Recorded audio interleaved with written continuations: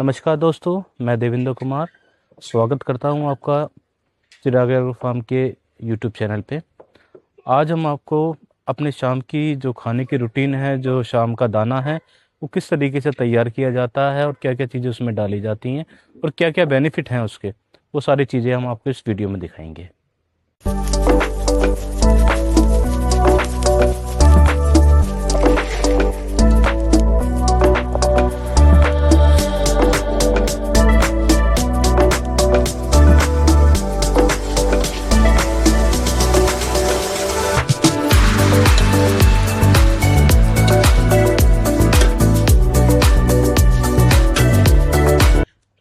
देखिए, ये हमारा दाना है। ठीक, ये देखिए दाना तैयार हो रहा है और ये दाना हम इसको उबाल देंगे। अब इस दाना उबालने के लिए हम इसके अंदर सारी चीज़ें मिक्स करेंगे और मिक्स करने के बाद में इसी के अंदर हम हल्दी मिला देंगे। अभी आप देख रहे हैं जो इसका रंग जो पीला पीला हो रखा है, ये हल्दी की वजह से हो रखा है ये। अब इसका फाइनल लुक दिखाते हैं हम आपको।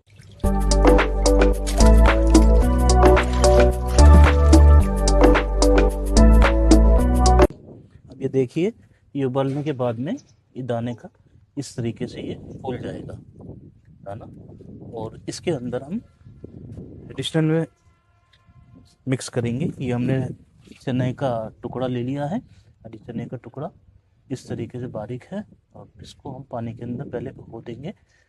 और ये गुड़ ले लिया है, ये गुड़ भी इसके अंदर शाम को टाइम जाएगा।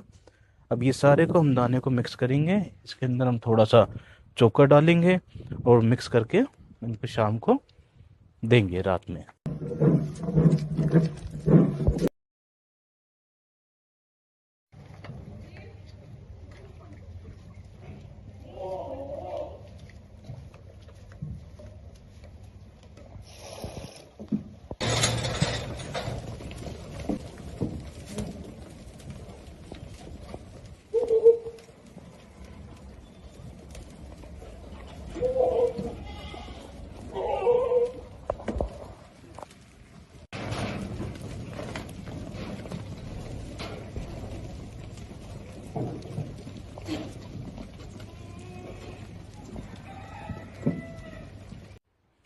जैसे कि आपने अब देखा कि किस तरीके से हम अपना दाना तैयार करते हैं।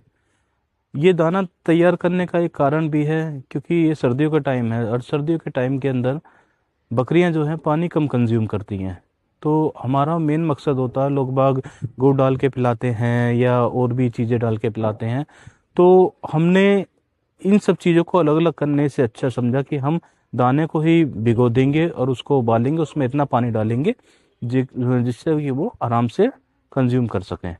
और इसके जो बेनिफिट हैं वो हमें दोनों तरीके से मिल जाते हैं। एक तो इस बहाने बकरियां हमारी पानी पी लेते हैं, बकरे पानी पी लेते हैं, और दूसरा ये है डाइजेशन में आसान हो जाता है, डाइजेस्टिव सिस्टम इनका सही रहता है। इसके अंदर जैसे कि हम डालते हैं, गुड़ डालते हैं, मेथी डालते हैं, सोयाबीन डालते हैं, बाजरा डालते हैं। ये जितनी भी चीज़ें हैं ये सर्दियों के लिए भी हैं, और मेनली सर्दियों के अंदर ये सिर्फ हीट के लिए खिलाई जाती हैं, क्योंकि बाजरा भी गर्म है, गुड़ भी गर्म है। जबकि ये खाना खाने के बाद में जब ये रात में अपने बाड़े में जाते हैं, तो बाड़े में जाने के बाद में इनको अंदर से गर्मी बनी रहती है, जो रात भर इनको जो ठीक रख। कुछ किसान भाइयों का ये प्रश्न भी था मेरे से कि सर, ये जो दाना है हम भिगो के खिला सकते हैं, तो फिर हम इसे उबाल के क्यों खिलाएं? देखिए, उबाल के खिलाने का एक कारण ये भी है क्योंकि आज का जो हमारा पशु है वो सारा स्टॉल फीडिंग पे है, क्योंकि ग्रेजिंग के लिए तो हमारे पास में जगह है नहीं, ना हम ग्रेजिंग के लिए भेज सकते। तो इस वजह से हमने जो जितनी भी तरीके से अपना अनुभव इकट्ठा किया है, जिस तरीके से हमने देखा है, वो यही देखा है कि हम जितना हो सके इनके डाइजेशन का ख्याल रखें। और डाइजेशन का ख्याल रखते हुए मैंने इसको उबालना शुरू कर दिया था दाने को। अब ये भी पूछते हैं कि भाई उबालने से और इनका डाइजेशन से क्या संबंध है। तो जिस तरीके से ग्रेजिंग पे बकरियां जाती हैं, जब ग्रेजिंग पे बकरियां जाती हैं, जब वो चलती हैं, दूर दूर तक चल के आती हैं, तो इनकी जो रूमन की जो मूवमेंट है वो मूवमेंट अच्छी रहती है। जबकि ये हमारी स्टॉल फीडिंग पे मूवमेंट नहीं हो पाती, क्योंकि एक लिमिटेड एरिया है, सीमित एरिया के अंदर ही ये घूमती फिरती हैं। तो इस वजह से हम जितना हो सके इनको जो ना डाइजेशन के पर पूरा ख्याल रखते हैं।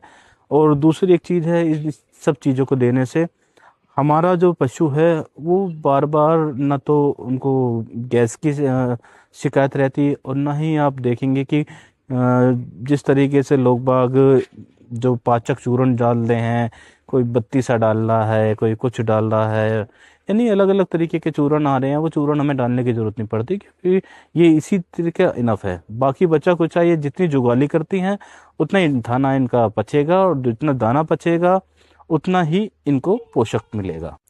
आपको ये जानकारी कैसी लगी हमें कमेंट बॉक्स में लिख के ज़रूर बताएं। और आगे जो भी किसी विषय पे आपको वीडियो चाहिए या कोई भी प्रश्न हो वो आप कमेंट बॉक्स में ज़रूर लिखें। धन्यवाद।